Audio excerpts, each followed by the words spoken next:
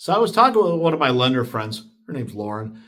And we always talk about, some of the biggest mistakes that buyers make when they are thinking about buying a house and thinking about buying a car. This is Ron Wojciechowski for the Black Hole of Real Estate. And so many people want to buy a house and a car. They just do it in the wrong order.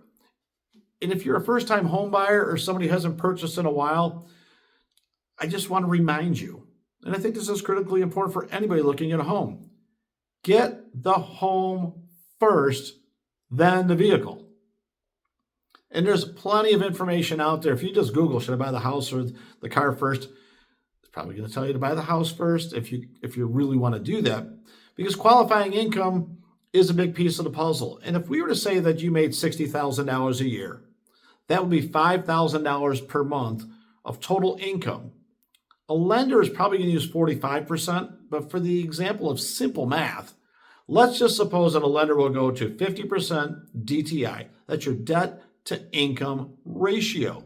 So your $60,000 divided by 12 months is $5,000, and we'll cut it in half for 50%.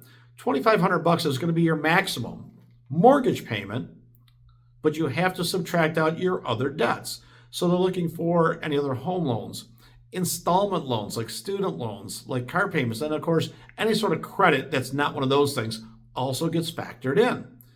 So if you started out at $2,500 a month and your student loan was $500, you're down to $2,000.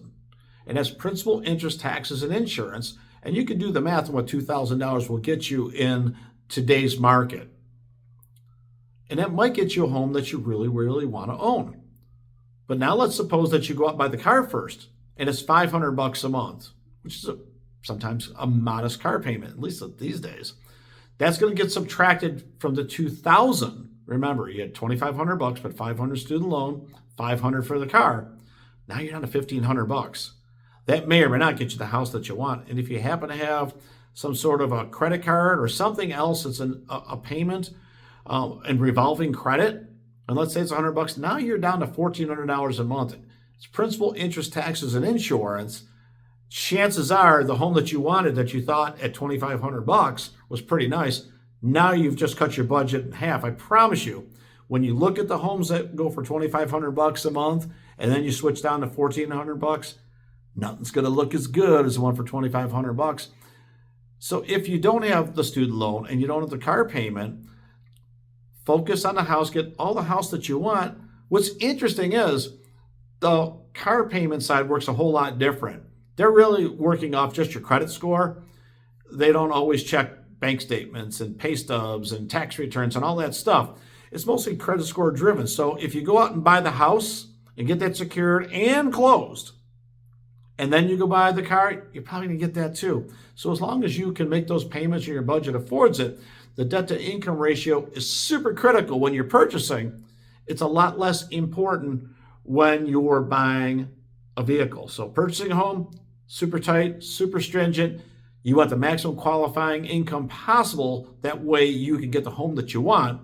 And then after that, when you go to qualify for that vehicle, you're probably going to get whatever you want as long as you got a good credit score. And I hope that makes sense. If you got questions about financing or whether or not to buy the house or the car first, I think you know what to do. This is Ron Wojciechowski for the Black Hole of Real Estate.